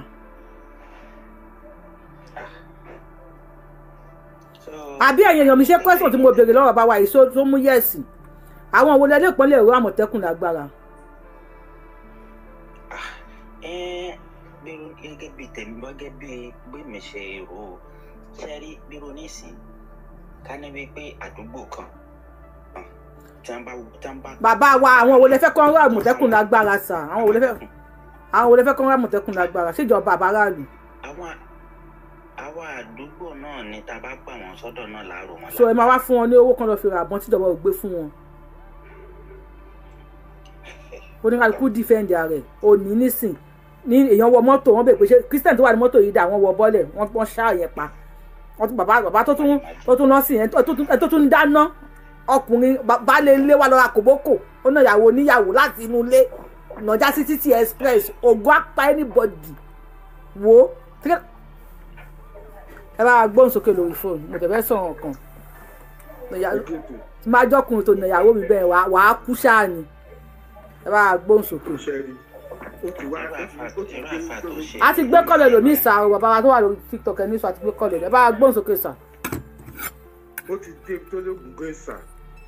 olóògùn kan ní sa anything kó ní ká kú dìde ni.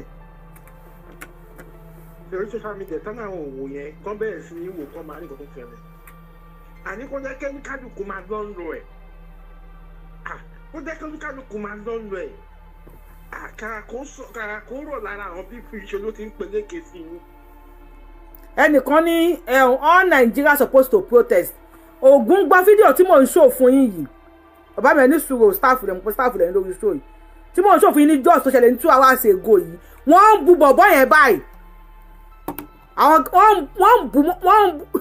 wọ́n ti ń bu bọ̀ ó sáré gbogbo agbára òfin sá express tó sá wá kí ni ẹ̀ mú ọkàn ẹ̀ ó sì tó máa wọ express èrò máa pọ̀ everybody wá fi wọ́n lẹ̀ everybody wá ń sá everybody sá fún wọn wá fi wọ́n yẹn bẹ̀rẹ̀ sí ní wọ́n bù márùn wá ń yà mọ́tò tírélà gan ń yà fún wọn so gbogbo àdúgbò yẹn kò sọ́lọ́pàá kankan níbẹ̀ kò síjà kankan níbẹ̀ fún mi máa mú anybody lẹ́yọ̀ kankan nìyẹn tẹ́ bá jẹ́ 5 million tó bá mú yín lé ní ẹ̀ pé 5 million mọ́ pé máa mú anybody nìyẹn tó bá wá ń bu ẹnìkan àwọn tó kọ àwa sá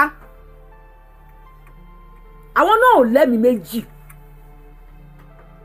wọn ò ní ẹ̀mí méjì tẹ́ bá rẹ́dì pé ẹni tó ń pa lọ́wọ́lọ́wọ́ yìí tó máa pa tó ń bọ̀ wá pàwọ́ náà ó kéré yẹ kó pa anybody lọ́wọ́ kan náà ẹ wọnú akáwa náà wọnú yín wọn ò lẹ́mìí méjì gómìnà Kwara State ò ní ṣe anything Tinubu ò ní ṣe anything wọ́n ní prodigal son ni wọ́n ẹ gbà wọ́n mọ́ra ó dẹ̀ wà nínú ìwé wọn pé kán pa yín ẹ bá gbóhùn sókè ẹ má bínú sà máa play fún yín pé ó wà nínú ìwé wọn pé kán pa yín.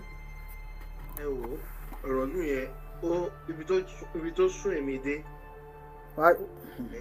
wọ́n lè wo bó ṣe ń wíṣẹ̀ ẹ̀mí àwọn èèyàn. kò sí wọn tó kàn wọn. ṣé rí má ti wò ó gbà mí ìwọ pa láti máa pariwo ọba Tinubu mọ́. ta ni ká pariwo bá ti wò ń gbà mí but àwọn gómìnà gangan tí wọ́n ń gbogbo security tó ń gbà yẹn wọ́n á ti lọ gba owó lọ́wọ́ àwọn wọ́n á ti lọ sí ìkéde orúkọ ẹ̀ gbogbo ẹ̀mí tó ń gbọ́ yẹn wọ́n ti lọ ń gbowó ẹ̀ ṣẹ́rí kọ́ àwọn pípọ̀ ìwọ̀n ní lálẹ́. fóònù tí a wá gbé yín wọlé ẹ̀ ní míìsì ló jẹ́ kí n gbé yín wọlé o. kí ló dé. ẹja àtúbọ̀ kájọ gbẹ́ mẹ́sì bàbá. láti gbé interchange mo ní kí n wọlé epo kan pé kí n repo. nílẹ̀ Yorùbá. bàbá rí other side lọ́hùn tí máa kan tó lọ kòbókò tó lé wúmà kan wọ́n ṣàrí ìbínú tó lé nígbà tí wọ́n máa wá sádọ́dọ̀ wa àwa fi sáàrin àjẹ́ tó máa fọ́ kan kí ló dé ó lóun ti ní gbogbo ọ̀gbọ́dọ̀ dáná ní Ramadan padà ṣé wọ́n sì ní ìrara báwo mo ṣe yìí lọ ọ̀gbẹ́ni ṣéyàwó yìí ní rara àìdẹ̀kú ẹ̀ tí ẹ máa yé lára máa yé lára ṣáá ni. faith ni nà ẹni lè ń gbàwẹ̀ faith ni ìgbàgbọ́ tiẹ̀ ni it is an individual thing báwo ló ṣe máa ń kí gbogbo ọmọ dáná tó bá mọ̀ pé olè gbóhùn tó ti ń dáná dúró ní ilé ẹ̀ yorùbá ó tẹ̀ wá ń jà mí lẹ́nu bíi ara àwọn tó ń gbàwẹ̀ tó wá sí pàtí à ń jẹun wájú wọn báyìí òun ò jẹ́ wọ́n dẹ̀ gbé tiẹ̀ wá ó fi ó pàkẹ́ wọ́n bá ó fi bá wọn mújú ìlú àmọ́ wọ́n bá wọn pàkì gbogbo oúnjẹ wọn wọ́n dẹ̀ gbé lọ ní kí ni wàhálà pàpà kí ló dé táà lè bára wa ṣe mú inú ẹbí mi gan mújú ìlú pọ̀ jù kí ló dé ìjọba ẹ má sùn yorùbá òun ṣe báyìí tẹ́lẹ̀ náà gbogbo a máa ń bára wa ṣe ni ìjà ò. ẹ mọ̀ pé ìṣẹ̀ṣẹ̀ máa sọ wípé ẹ̀sìn Islam ẹ̀sìn fún àwọn olórí burúkú ni ẹ̀sìn àwọn Fúlàní ni ẹ̀sìn àwọn ajagunbalẹ̀ ni ibi tí ẹ̀sìn yìí bá ti wà tí wọ́n bá ti pọ̀ ìfòòró ìdààmú máa bẹ̀rẹ̀ nínú ìlú yẹn. bàbá yìí sọ wípé àwa ọmọ Yorùbá ò kí ń ṣe báyìí tẹ́lẹ̀ bẹ́ẹ̀ ni torí pé àwọn mùsùlùmí yẹn ò tí ì pọ̀ nísìnyí wọ́n ti wá rí wípé àwọn ti lágbára ẹ ká gbọ́ nǹkan tí Quran chapter 3 verse 28 àti Quran chapter 9 verse 123 kí ni nǹkan tó sọ fún àwọn mùsùlùmí. Quran chapter 3 verse 28 ó ní àwọn onígbàgbọ́ òdodo kò gbọdọ̀ sọ àwọn aláìgbàgbọ́ di ọ̀rẹ́ ààyò lẹ́yìn àwọn onígbàgbọ́ òdodo ẹgbẹ́ wọn mùsùlùmí ni kó máa ṣe ọ̀rẹ́ mùsùlùmí. ẹnikẹ́ni tí ó bá ṣe ìyẹn ẹnikẹ́ni tó bá lọ mú ẹni tí ò fi ṣe mùsùlùmí ní ọ̀rẹ́ ààyò kò sí kinní kan fún wọn ní ọ̀dọ̀ Allahu Allah ní kò sí kinní kan fún ẹni bẹ́ẹ̀ mú. àfi tí ẹ bá ń fi ọ̀rẹ́ orí ahọ́n wá ìṣọ́ra lọ́dọ̀ wọn àyàfi tẹ́ ẹ bá ń tàn wọ́n tẹ́ ẹ bá wọn ṣe ọ̀rẹ́ orí ahọ́n gbogbo ìgbà yẹn ọ̀rẹ́ orí ahọ́n ni wọ́n bá wa ṣe. Allahu kìlọ̀ ara rẹ̀ fún yín ọ̀dọ̀ Allahu sì ní ààbò ìdá Allahu dẹ̀ ń kìlọ̀ ara ẹ̀ fáwọn mùsùlùmí olórí burúkú lòun irọ́ lásán dẹ̀ ní ìrìn lásán ni. ẹ jẹ́ ká tó wá lọ gbọ́ nǹkan tí Quran chapter 9 verse 123 kí ni nǹkan tí yẹn náà tún sọ fún àwọn mùsùlùmí. ó sọ pé ẹ̀yin tí ẹ gbàgbọ́ ní òdodo ẹ gbógun ti àwọn tó súnmọ́ yín nínú àwọn aláìgbàgbọ́ kí wọ́n rí. ṣé ẹ ti gbọ́ wọ́n ní kàn gbógun tì í and they cannot think out of this book. ẹ ṣe pọ̀ nǹkan tó ń sọ bẹ́ẹ̀ pé kí wọ́n gbógun tì í èmi kọ́ ni mo sọ Quran ló sọ wọ́n gbógun wọ́n á kàn pa anybody yín èmi kọ́ mo sọ òun Kùránì láti ń kà jáde sọ̀rọ̀ ms. dẹ́n kìlọ̀ ara ẹ̀ fáwọn mùsùlùmí olórí burúkú lòun irọ́ lásán dẹ̀ ni èrè lásán ni. ẹ jẹ́ ká tún wá lọ gbọ́ nǹkan tí Quran chapter 9 verse 123 kí ni nǹkan tí yẹn náà sọ fún àwọn mùsùlùmí. ó sọ pé ẹ̀yin tí ẹ gbàgbọ́ ní òdodo ẹ gbógun ti àwọn tó súnmọ́ yín nínú àwọn aláìgbàgbọ́ kí wọ́n rí ilé kókó lára yín kí ẹ sì mọ̀ pé dájúdájú Allah wà pẹ̀lú àwọn olùbẹ̀rù rẹ̀.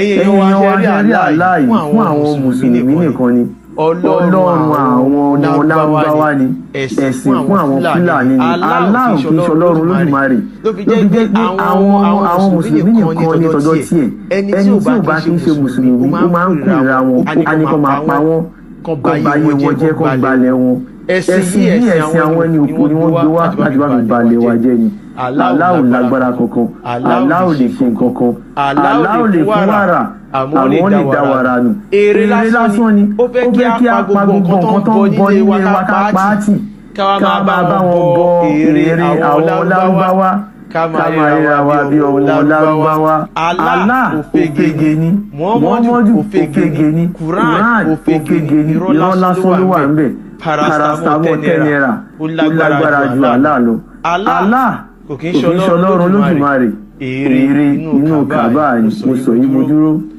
ó dìgbà. ẹ ti rí i pé wọ́n ní kí wọ́n pa yín ẹ rí i pé bí gọ́vnà Abdulrahman Abdulrasaq sìn bí kò ṣe sọ̀rọ̀ tó bá di pé àwọn ọmọ Kwara State tí wọ́n bá turn back tó di woro sí woro tó pàkó táwọn náà pa wọ́n padà tọ́pọ̀ náà pa wọ́n padà ẹ rí i pé gọ́vnà Abdulrasaq máa sọ̀rọ̀ ẹ máa rí pé máa sọ̀rọ̀ ẹ bá gbọ́n sókè sà. ẹ kú ètò. jọ́njẹ́ tó ní sà. ṣe rí ó yà mí lẹ́nu débi wípé gbogbo ariwo tí ẹ̀ ń pa oníkálukú ń pa síbẹ̀síbẹ̀ àwọn èèyàn yìí wọ́n kàn káwé gbéra bíi pé wọ́n ṣe ń pa wọ́n yẹn tẹ́ wọn lọ́rùn. ṣe rí kò yẹ kó dé stage kó tó di pé àwọn fún ara wọn yà síta fún tìjọ máa bára wọn fà á. ṣe rí tó bá tẹ̀ jẹ́ pé ìjọba ló rán àwọn èèyàn kan á máa pa wọ́n ẹ máa wò ó tẹ́ bá rántí kéèsì kan pé èèyàn kan ní bóyá area north yẹn àbí kinní kan mi ò mọ̀ tó ní jẹ́jẹ́ ló wà lóko tí Fúlàní kan wá bá tó dìfẹ́ǹdì ààrẹ bóyá òun lórí Fúlàní yẹn yanjú ni o bóyá nǹkan kan ni o ṣe mọ̀ pé ńgbà tó ná máa dájọ́ fún wọn náà dájọ́ kú fún ẹni tó wà ní self defence o tábà wá sọ́ọ̀tì táwọn yẹn ń sìn yìí náà tó bá hàmù ara wọn tó gbé bóyá àdá àbí bóyá ọ̀bẹ nǹkan kan láti fi dìfẹ́ǹdì ara wọn ẹ rò pé the same people tó ń rán àwọn people kó lọ máa pa wọn ẹ rò pé àwọn yẹn kọ́nà tó máa bẹ̀rẹ̀ sí ní mú wípé gbọ́dàràn ni wọ́n kí náà ń gbàdá kí náà ń gbọ̀bẹ̀ ṣe lára. bàbá wa ṣẹ̀rẹ́ àwọn tó wọlé wọ́n fẹ́ wá pààyàn tí ẹ má dẹ̀ sí rí bẹ́ẹ̀ni so tó wá di pé wọ́n wọlé tó bá ṣe fún wọn táwọn náà bá ṣe fún wọn padà tó bá possible kó jọ kú papọ̀.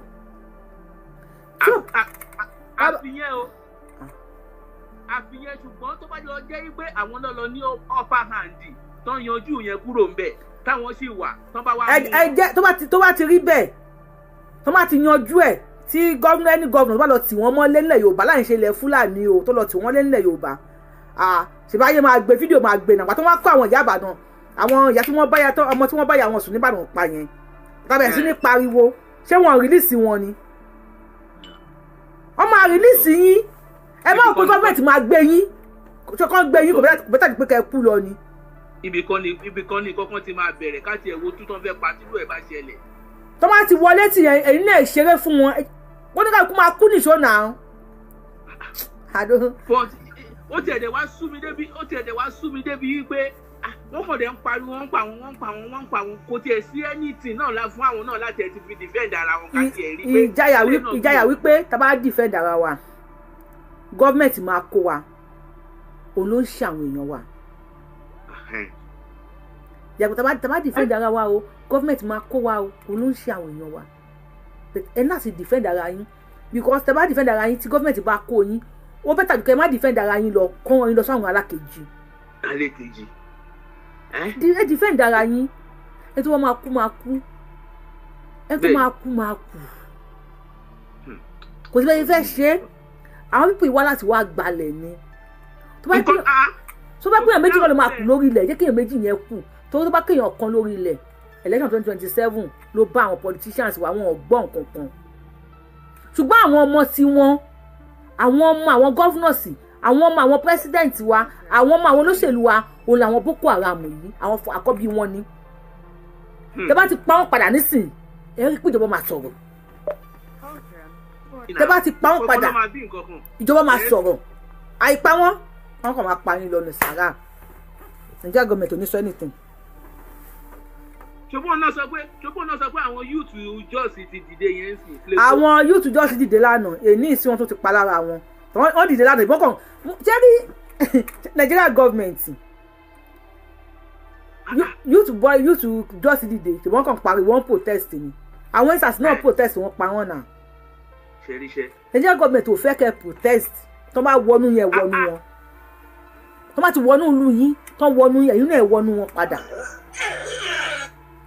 ó dàbí pé bí gbogbo ẹ ṣe ń lọ sí ìyẹn gangan ni the only solution. ẹ ṣe bàbá wa gan God bless you sir tó má ti wọnú yín ẹ wọnú wọn padà. odidi ìmáàmù náà gbé yìí náà tó ní kọ́ lọ mú 50 million wá ìmáàmù rẹ̀ náà 50 million náà ní kọ́ lọ mú wá náà 50 million lára àwọn tí wọ́n kó ní baba ńlá èèyàn kan mọ́ ẹ̀ márùn-ún ni wọ́n kó. bá a gbọ́n sókè sà. hello.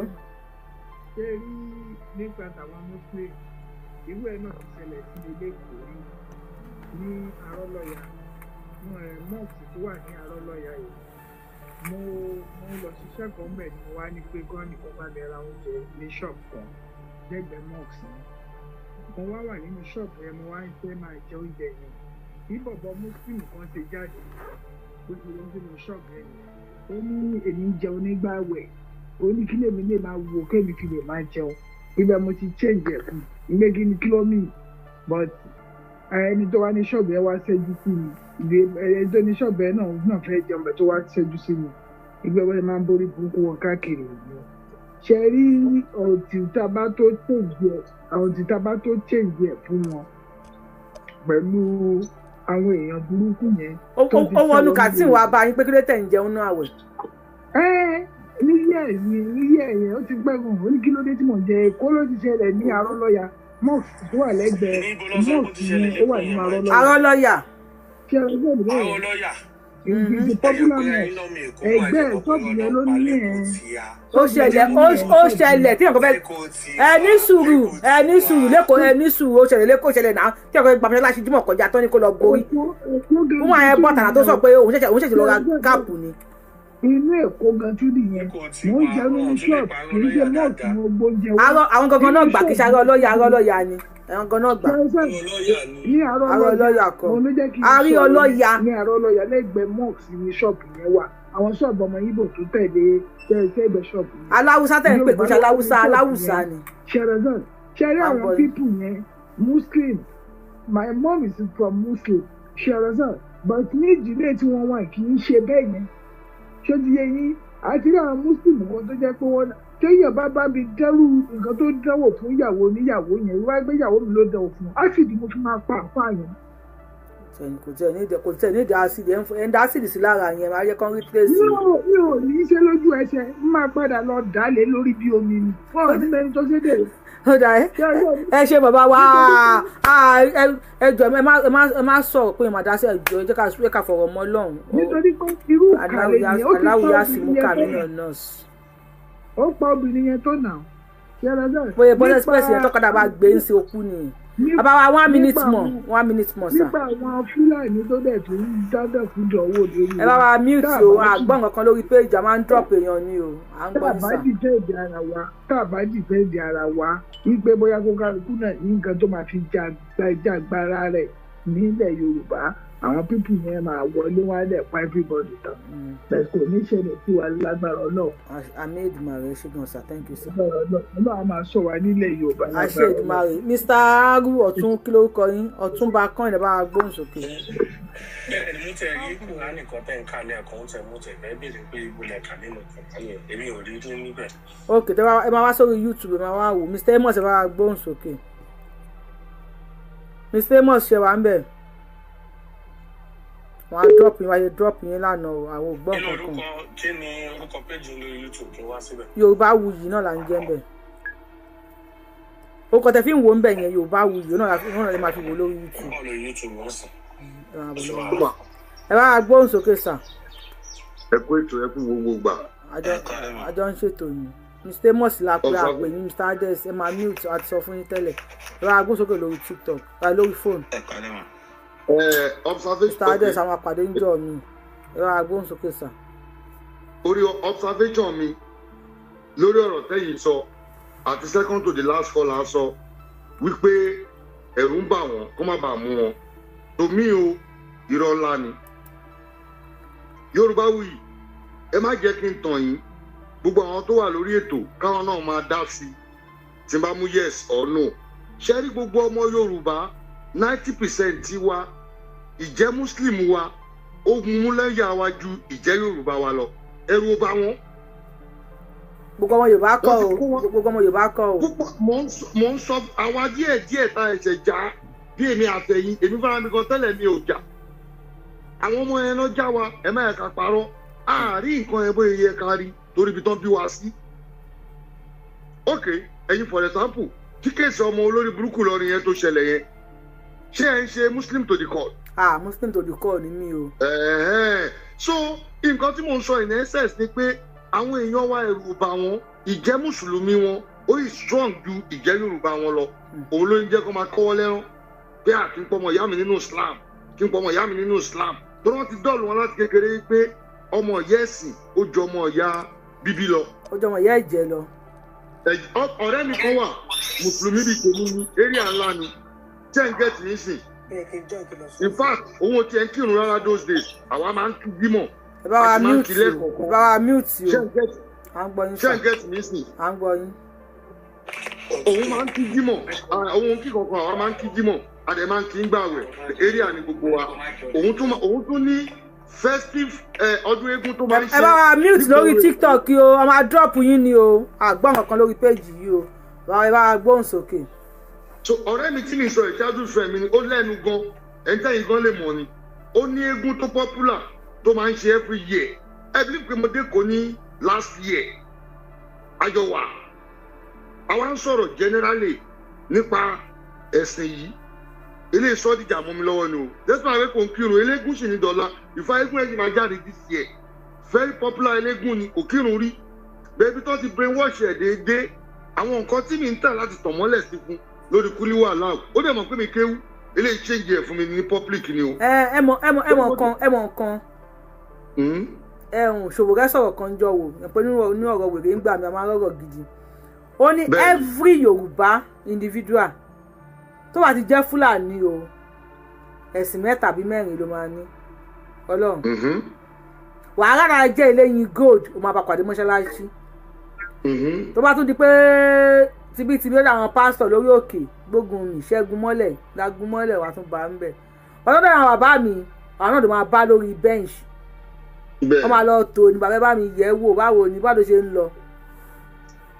Nǹkan tó ń ṣẹlẹ̀ ní báyọ̀ tó bá mú kíni ẹ̀ tó bá mẹ́sìn ẹ̀dá ní Fúlàní ni wọ́n.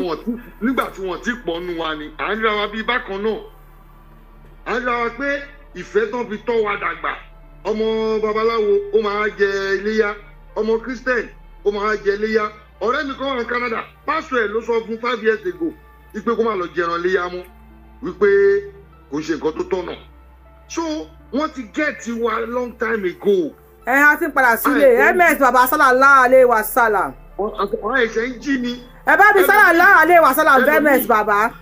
Ṣé rí ẹlòmíì ẹ̀ tẹ bá kàn sọ̀rọ̀ Christianity láti ìjà ẹ̀bú èbú o tí ò bá sí ìlú tó fi wà ó lè la nǹkan mọ́ yín.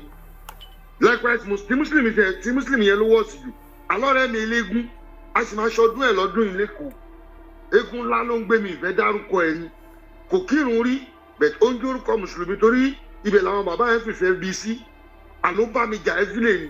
Ẹ ṣe ìyẹn á jẹ́ Muslim ẹ ṣe ọba ká tó gbé kọ́lẹ̀ lómi ìjàre. No wọ́n ti brainwash ẹ ní kò tí ì já ní òun ò tún ṣe Muslim tó yẹ kó ń kírun. Ó dà ẹ ṣe gan bàbá wa seed boy bá a gbóhùn sókè ẹ ṣe gan thank you sir. Síbọ̀ ẹ̀gbọ́n sókè. Ẹ káalẹ́ Yorùbá. Ẹ kú dédé àsìkò yìí. Oye. Ẹ rárá ṣe dáálẹ̀ ọ̀nà. Adúpẹ́ yín kọ́. Yeah. My own intake is that when táwọn Yorùbá always law religions mọ́ ọkọ̀ tó ṣẹlẹ̀ ní Nigeria, it's so sickening. They get nǹkan tó ṣẹlẹ̀ ní Nigeria is an agenda. Ṣé religion ò pẹ̀lú tó ń kó wà lábàá wa Nàìjíríà ni àbí bó lè fẹ́ yí sí? Ẹ ṣe sùúrù ẹ máa gbé mi. À ń gbọ́ ẹ̀yin èèyàn ẹni sọ ìkàbẹ̀ lọ́wọ́ àwọn èèyàn mi ṣé religion ò sínú tó ń kó bá Nàìjíríà? À ń gbọ́ yín. The security we are having in Nigeria now is an agenda. You understand? Agenda to do what? Yes, agenda to destabilize Nigeria. To Islamize and Fulanize Nigeria. It's not Islamize Nigeria. Islamize and Fulanize Nigeria. A meeting mo buying sorry, Shen get me. I'm also a security expert. They get our guys here. Our Sahel region, nothing wa Sodowa. And are they not Muslims? Are they not Muslims? They are suru two things. These guys, they are not Muslim. They are. They are. Only Muslim in the other similar should not buy about the Muslim. And there's a scripture in Islam, don't even do a Muslim, just as if you kill a nation. But there's a Muslim, never a Muslim. Musulumi tí wọ́n Musulumi Sharia ni. Infidel le. Isi Musulumi ni wọ́n. Ẹyẹ yomi alpha. Infidel le yín gẹ́gẹ́ bí ọmọ Musulumi tẹ́ jẹ́ Yorùbá. Infidel ni. Ẹ má tàn àjọ máa mú yín. Àwọn tó lọ sí woro tí wọ́n lọ pààyàn ní woro. Ṣé bí wọ́n preach pé kan gba Sharia fún wọn ni wọ́n lọ pa. Ayé yóò ní bàjẹ́ sà. Ṣé Sharia. Woro kọ́ wọ́rọ̀ níbẹ̀ sà. Wọ́rọ̀ àtọ́ lọ sí wọ́rọ̀. She had only law be by when someone is talking. Let me go. Ẹ jọ̀ọ́ ẹ bá wa power tap lórí show yìí. Ó ti lọ ní fífà jábọ̀ ẹ bá wa power tap lórí show yìí.